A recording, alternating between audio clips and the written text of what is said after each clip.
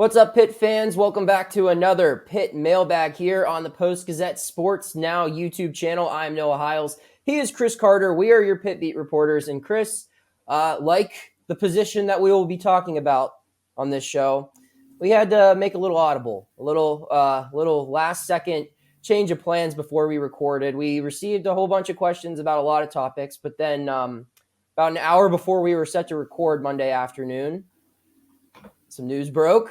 Keaton Slovis intends to enter the transfer portal, something that we've been asked about a lot. You know, we've talked about a lot, written about a lot, about his future plans and what Pitt would be like under center moving forward. Well, now we have the first domino to fall with Slovis leaving the program here, probably not playing in the bowl game against UCLA, the Sun Bowl.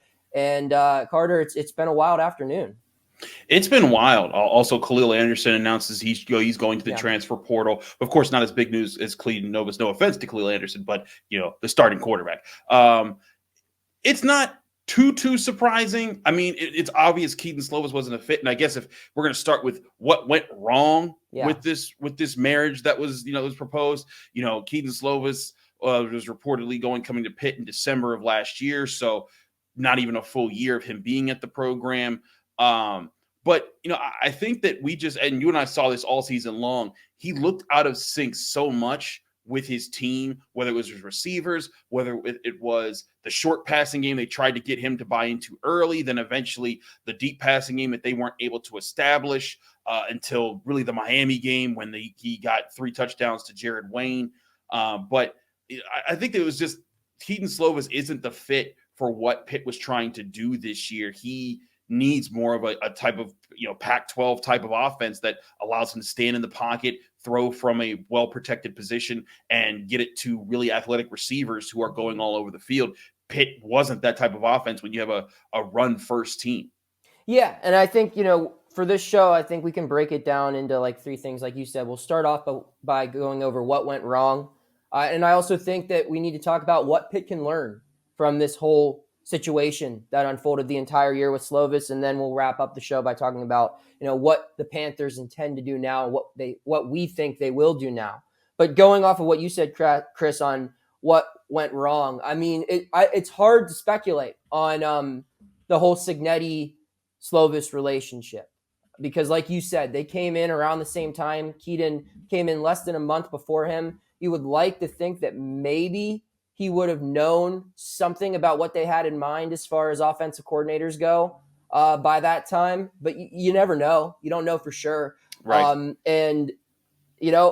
I think it's safe to say that Keaton Slovis was sold on Pitt based upon what he saw from an offense that was coached by a different offensive coordinator. I think what sold him was seeing the numbers that Kenny Pickett put up with Whipple's offense. What sold him was Jordan Addison and all those things. And even though, those things went away, I think that he was able to believe in the foundation that the Panthers had here for him. And he was sold some things that were still here. He was sold probably on the fact that, hey, we've got a talented running back room. We've got 5 offensive linemen returning. We've got Bartholomew. A ton, freshman All-American tight end. We've got a ton of big name players on defense returning. There were a lot of things to like if you're Slovis when he came to Pitt. But Addison and Cignetti were some caveats. I also think we need to talk about the Tennessee injury and how that one play, the final offensive snap Pitt took in the first half against the Volunteers, really altered the Panthers' entire season, I think. Narduzzi brings the team back out there. Rather than taking a knee and going into the half, they try to be aggressive. And Keaton Slovis takes a sack. He turns the ball over. Tennessee takes a lead because of it. And more notably, Keaton gets a concussion. He's out for the rest of that game. I think if they had Keaton for the second half, they probably beat Tennessee. And, what in the world of college football changes if Pitt wins that game? Where are we as far as, covering Pitt? Where's Pitt at? It's probably in the ACC championship, you'd like to think. And where is the rest of the world of college football? Alabama's probably in the playoff. Who knows? But instead, it's like that domino effect where Keaton gets hurt and really the whole season changed, where he misses the game against Western Michigan. He comes back in Rhode Island the following week. And Chris, I remember both me and you were sitting together, and we were sitting there watching the offense and thinking to ourselves, thinking out loud, throw the ball downfield. Yeah. And I think all but 2 of his passing yards that game were like yards after catch or something crazy like that. And we asked Narduzzi about it afterward. We asked Keaton about it afterward. And it was pretty clear that, they were going with the company line, the team line, the program line. We're just taking what's there. But there was a general consensus amongst everyone who was around the team, covering the team, saying it's going to be a problem when he has to throw the ball downfield, and he hasn't had any reps of doing so in a couple of weeks. And that problem was made obvious after Rhode Island. His struggles he had against Georgia Tech, against Virginia Tech, against Louisville, against North Carolina, those 4 games in October, they were blatant. He looked unprepared. He looked unconfident. And it just became too big of a hole to dig himself out of, I think. No, I agree. And also, you look back to that Tennessee game. If they win that Tennessee game, they went into that game ranked 17th in the country. Tennessee was 24th. After the game, they dropped to 23. Tennessee got promoted to 15. They win that game, they probably go higher than 15. They probably are in like close to the top 10. Really close, like maybe top 12, you're putting him in that conversation. And then, again, if he's not hurt, like you said, plays against Western Michigan, they won with 12 passes against Western Michigan. So they would have found a way to win there. And then maybe, like you said, they don't run as much against Rhode Island. He throws more. And then you go into Georgia Tech, and you're not trying to figure out if the passing game even works against the Yellow Jackets. And then if you don't lose to Georgia Tech, you don't lose to Tennessee, you're looking at a much different year. You're looking at a 2-loss year with Louisville and North Carolina. And maybe Louisville doesn't happen because the passing game was terrible in that one. Because that was coming off the historic rushing performance that had to happen to save against Virginia Tech. I agree. That one moment might have been the most derailing moment of the season for the Pitt Panthers. There's no way to say if it would have ever been figured out. There's no way to say. There's a lot of speculation there. It's fair. It's a fair statement to make when I say that Keaton probably could have benefited from having 2 games to work further on the passing attack against non-Power 5 opponents. And with his concussion, he lost an opportunity to do that against Western Michigan. And also the receivers lost that opportunity. I mean, you have 2 of the starting 3 receivers coming in from the transfer portal. You have a new offensive coordinator and a new quarterback. They need those reps, and you can't just have them in practice. So you lose a full week against Western Michigan, and then you take it easy against Rhode Island, where if he doesn't have that concussion, he gets 2 games to really experiment and find a rhythm with his receivers heading into ACC play. Again, who knows if it ever worked out? I would argue that he really never found his rhythm here. It was more just Jared Wayne being a really good receiver and kind of padding his stats. I think that that's a fair thing to say. I mean, he made some big throws here and there, but for the most part, the throws that he made were to guys wide open, and the big throws that he made were all pretty much the number 5. So I think he got better. I don't ever think he really truly found a rhythm. So it's hard to assume that, he doesn't get that concussion and it just clicks. But the odds of it clicking would be much higher had he not got hurt. So I agree. So one last thing I want to talk about when it comes to what went wrong is, when we mentioned it a little bit, is the lack of confidence. Something that he said, I believe it was after the Duke game, where we were talking about the passing attack in the 4th quarter. And he said, we've got to give Coach Signetti confidence to call a passing play for us. And the fact that he said that in Pitt's second to last regular season game, I think spoke volumes, because I think that that's probably something that he has been internalizing for the entire season, knowing that if I throw an interception, they're just going to do what they did against Virginia Tech. And they're going to say, all right, Izzy, here's the keys to the offense. You're getting the ball every play. We're either going to win or we're going to lose because you're, based on your production. And I think that he carried that burden with him. I think we saw that with his decision-making. And yeah, I can't speak on their relationship. They claim to be, they claimed all year to be on a good page. You looked at how Pat's quotes, he protected Keaton so much by saying he keeps getting better and better each game. And we all kind of rolled our eyes. it looked like there was a lot to be done to try to force that relationship to work. And I just don't think it ever did. No, I agree with that assessment. And like you said, it wasn't just that they handed the ball to Izzy. As I reported after that, in the middle of halftime of that Hokies game, they're struggling with Virginia Tech. This is like season on the verge of falling apart at this point. And I'm standing there as I see Frank Signetti walk by with the other offensive assistants back to their booth, and he says, "Let's go win this thing, or let's take this thing over." And I'm thinking like, okay, it was an average thing, but that was when the flip happened. They had an even pass to run ratio in the first half. It was 4-1 in run to pass in the second half. They made a commitment to get Izzy the ball. And maybe you're right. Maybe that did hang over Keaton Slovis's head. We certainly saw in times after games, some of his post-game commentaries were, not bad, but you could tell his confidence was hit. He knew that he had cost his team games, and he was accepting responsibility for that. Yeah. I think he deserves maturity points. He's not Zach Wilson out here saying, "Oh, I didn't let anybody down." But he's out, and I think he gets points for that. But in all reality, he was the cause of a lot of problems this season offensively, not doing enough, making poor decisions. Even in that Duke game, there were some of his interceptions that were just like, "Oh, what was that?" How many times you and I were in the press box? We're like, "Oh boy, this is rough." So it's not. This is why I said it's not all that surprising. I did right after the Miami game. I was like, "Hey, maybe there's something here with 3 touchdown passes to Jared Wayne against a Power 5 team. You finished really strong, undefeated in November. Maybe Keaton Slovis wants to come back and say, you know what? Maybe I figured something out." But I could totally see Pitt being like, "Look, buddy, not going to lie. We're not going to not look for other talent just because you say you're staying." Yeah. And I mean, I don't know if we'll ever get the true answer behind what happened behind those closed doors. I don't know if Keaton will ever speak about it. Who knows?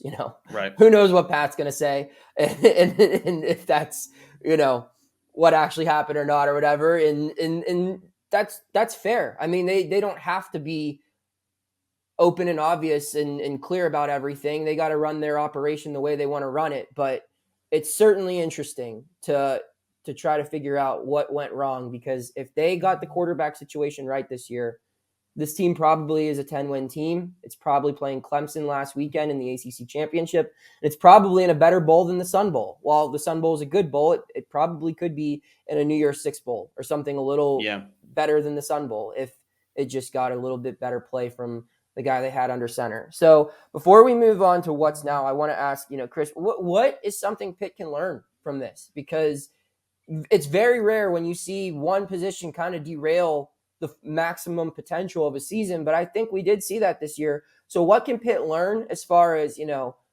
stocking its quarterback room and maneuvering through the transfer portal? Not just stocking its quarterback room, but if you're going to commit to a quarterback, commit to the quarterback early in the season and give him opportunities to kind of warm up with the team. Keaton Slovis said to us all through all leading up to spring training and all that other stuff that they were doing, that he was working with receivers to complete 1,000 passes to them before the season. And then he didn't even, like, when we asked him if he got it done, he said, "Well, we kind of did, but and it was like, I was like, wait a minute, did you or didn't you? This is your goal." And they were like, "Listen, we set certain, days up that we wanted to meet certain measurements," and they gave us an answer, but it wasn't a yes. It wasn't a no, but it wasn't a yes. And I was kind of like, And I thought the time for them to cement that relationship was in those early non-Power 5 games. Like you said, Western Michigan and Rhode Island. After you play West Virginia and Tennessee, I get if in those games they had to be more conservative and they had won those games that way, totally would have gotten it because you want to beat those teams. But when you're controlling against a team like Western Michigan, and especially when you're controlling against Rhode Island, when a team that Keaton Slovis that game was in, I was saying all game long, and you were saying it too, you got to throw the ball. You don't know what's there. You got to get this warmed up. And then you saw against Georgia Tech the impact of that. I think if you're moving forward in your Pitt, you have to put every effort to make sure your next quarterback takes advantage of every opportunity on the schedule to build that connection with receivers, even if it's a guy who's only going to be here for one more year, because you never know what that connection established against that non-Power 5 team could lead to success against some of those Power 5 teams in the big ACC games. I'll just say this too, to add on, it wasn't going to be easy for any quarterback to replace Kenny Pickett. I don't know if there's been an athlete that's meant more to the University of Pittsburgh athletics in the last decade than number 8 and what he did for the football program. I mean, every receiver there, that didn't transfer in, that was their quarterback. The receivers that did transfer in, they transferred in based upon what they saw that quarterback doing. You know, a lot of those coaches, they make more money now based upon what Kenny Pickett did for them on the team that they were coaching. And I mean, Kenny Pickett did a lot for a lot of people, and it was not going to be easy replacing him. And, you know, that's tough expectations, but someone has to eventually replace, you know, Tom Brady at quarterback. Someone has to replace Derek Jeter at shortstop, or someone had to. You know, there are these stalwarts, they don't last forever, and someone else has to do it. And you've got to find someone who can handle that pressure. And I think that pressure was clear from the start. I think that this whole season, Pitt kind of lived in Kenny's shadow, and Keaton specifically, knowing that, you know, had Kenny been there, they probably would be a lot better of a team. And you could just, I think, see the frustration on some of the receivers' faces when we spoke with them, asking them what's going wrong in the fourth quarter, and they wouldn't give a direct answer. You know, they would say, I don't have an answer. That's a question you can ask the coaches. And they you know, probably wanted to say, you know, hey, 8 would get me that ball. You know, 8 moved the ball in the fourth quarter, you know, and again, it's just tough. Keaton was put in a tough spot. I think whoever they bring in next will have a little bit less pressure on their shoulders. But it'll be interesting. So we'll wrap up there, Carter, on what Pitt does now. You look at its roster. Nick Patty still has a year of eligibility remaining. Nick Patty just making his annual start in a bowl game now, essentially. It's just his rite of passage, it looks to be. Nate Yarnell presumably will be back. Their young guy. They have other players. I mean, Eli Kasanovich, I believe, has another year of eligibility. Derek Kyler's gone. And, you know, recruits, who knows who will actually sign and come to Pitt. But it's looking like Pitt will probably find its starter next year through the transfer portal again. A few moments later. Well, we're back. So we finished recording this show. I don't know what time, Chris, around like 12:30, 1-ish. 12:30. Yeah, I'd say that's a fair time. And we were pretty happy with how it went. Yeah, we're like, good job, guys. We rounded out the show by talking about future possibilities for Pitt at quarterback. We circled Phil Jurkovec. Quite literally 20 minutes after we finished recording, we found out the answer to that question. It is Phil Jurkovec. He's coming to Pitt. It was originally broken by ESPN. The Post-Gazette got confirmation. You'll be able to read a ton about that on our site in the paper. We'll have, I'm sure, a ton of content just about all of this quarterback nonsense, or not nonsense, madness. Definitely not the right word there, but yeah, madness is better, the better term. But Chris, I mean, this is about as raw of a reaction opportunity as we'll get from either one of us. What are your initial thoughts on Phil coming to Pitt? I mean, I liked the move. It makes the most sense. You know, this is a guy that's from here, has ties here. Your offensive coordinator knows him, coached him in 2021 and 2020, his best years under Busted College. They were 3-9 last year. But, you know, I think this could be a really interesting fit. Phil Jurkovec isn't going to be a savior by any means. People should not, you know, kind of like what we were talking about with Keaton Slovis. People should not put Kenny Pickett expectations on Phil Jurkovec. That would just be unfair to him. But I think what you'll see is a different style of quarterback that will fit more of what Pitt likes to do in running the football first, using play action, having a quarterback who can use his legs to extend plays. These are all things that Phil can kind of do with it. He's a bigger body guy. He has a cannon of an arm. I saw that live when he played Pitt. I know a lot of people in the Pittsburgh area saw him, do it in high school for Pine-Richland.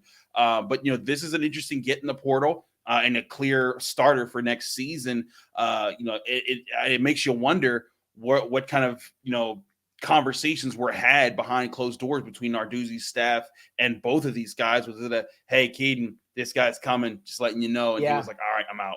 Yeah, you wonder what came first, you know, the chicken or the egg. Was it Keaton leaving that opened the door up for Phil, or was it Phil pretty much saying, hey, you guys got me if you want me, just get Keaton out of here? And they basically told him to kick rocks. Like, you don't know. We'll probably never find that out. Rocks. But to talk more about what Jurkovec will bring to this team, I think what you said is right, Carter. I mean, he knows how to play under Cignetti's offense.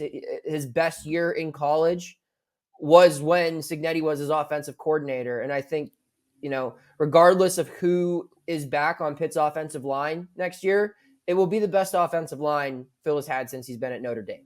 I just think the Pitt's so deep up front. It's going to have at least one playmaker in the backfield with Rodney coming back. I mean, if Izzy comes back, then we're talking about something really special. And Jared Wayne, you never know what kind of targets he's going to have returning. You don't know if Jared Wayne's going to be back, but you got to assume 2 receivers probably return as starters for Pitt. Maybe Gavin Bartholomew if he doesn't transfer out. And the defense is going to be really good. So this is probably the best team Jurkovec's played on since he left Notre Dame. He's got a coach that he's had success under with Cignetti. And most importantly, when we're talking about roles and what they bring to the table, yeah, he's not Kenny Pickett, but this guy is exactly what Keaton Slovis needed to be this year. And that's someone who can manage a game, who can just make a couple of big throws late in the game when you need it, who's comfortable in play action, comfortable being under center, doesn't necessarily need to be in a West Coast or a spread type offense to have success. And I think that, Jurkovec is the quarterback Pitt needs in the sense where he will not make mistakes. He will play conservative football, and he will allow the other talented players on the team, be it the guys on the defense, be it the guys in the backfield, to win football games. He just won't lose you football games. And I think if Pitt had that this year, we were probably down in Charlotte covering an ACC championship matchup last weekend. Obviously, that didn't happen. And there's obviously no guarantee that Jurkovec will execute in this situation. It could not work out the way it didn't work out with Slovis, but there are plenty of reasons to be more optimistic about what this quarterback can do compared to the last one based upon the circumstances surrounding his arrival. Certainly. There's a lot of things that you can look at that I think will favor Phil Jurkovec just for the system that you got here.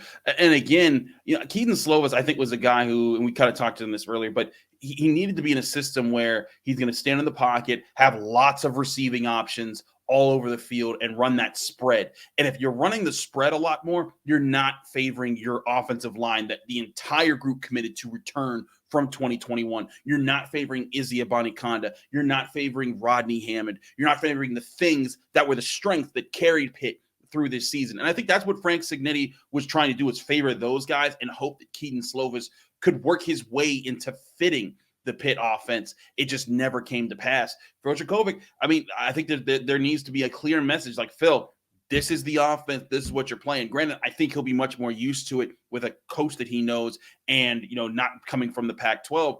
But I think there needs to be a clear message from the get-go. As soon as he hits campus, Phil, this is the plan. We're getting you up with Gavin. We're getting you up with Jared. We're getting you up with the O-line. We are not missing a beat. And if Pitt wants to, be able to keep contending and being among the teams that can potentially win the ACC Coastal next year, they're going to need him to play better, because also, Kalijah Cansey's most likely not back. Izzy Abanikanda is most likely not back. They're going to need more assets. And and like you said, if they had just had a steadier quarterback this year, they're probably in the ACC Coastal game. They might even win. They might even win the ACC championship game with the way Clemson had played of late. So they need to hit the ground running with Phil Jurkovec and not waste time with, maybe he's trying to complete 1,000 passes in the offseason to his players, something like that. My final point on all of this is the familiarity is a huge benefit here. Absolutely. Where he's familiar with the offensive coordinator. Jurkovec's joining a team where he knows a lot of its players. He's played against,